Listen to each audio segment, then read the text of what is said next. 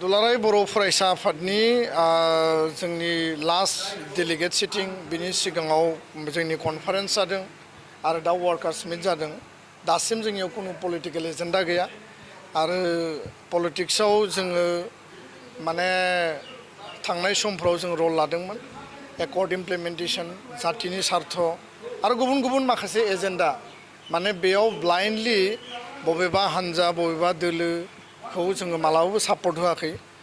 माने टाइम आरो सिटुएसनखौ नायनानै हारिनि निड बेसखौ नायनानै आरो एजेन्डा आरो पलिसिनि आधारावसो एबसुआ थांनाय समाव गुबुन गुबुन समाव गुबुन गुबुन दोलो गुबुन गुबुन सरकारखौ जों मदद होदों आरो बेजों बार्गेनिंबो जादों, हारिया लाबबो जादों आरो बेजों एकर्ड आरो सलुसनखौबो जों मोननो हादों।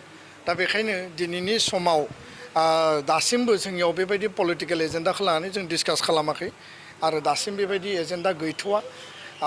जोंनियाव मोनसे आपिल दङ जे थांनाय समनिफ्रायनो जों बे आपिलखौ होदों। जोंनि आपिला जेब्लाबो थागोन खारन जों इउनाइटेड बर' हारिनि खोथाखौ सानो, बर' हारिनि इउनिटिया जोंनि फार्स्ट। दा बेखायनो जायफोर माने आन्सलिक राजखान्थि दोलोफोर दङ आरो बे दोलोनि जायफोर मुरब्बी जायफोर दैदेनगिरिफोर दङ बे दैदेनगिरि गेदेमा बिथांमोननिसिम जोंहा दाबो आपिल दङ जे दैदेनगिरिफ्रा सावरायलायनानै हारि आरो हारिनि भबिसतनि सार्थआव खौसे हाबा मावलांनो हायो नामा, खौसे आगान सुरलांनो हायो नामा, बिनि थाखाय बिबेसना खालामफिननांगौ आरो बे बिबेसना खालामनांगौनि आपिला दिनैबो दङ आरो बेखौ जोङो दिनैनि बे मेडियानि गेजेरजों आं फिन बयखौबो खावलायहरफिनबाय। गोजोन्थों।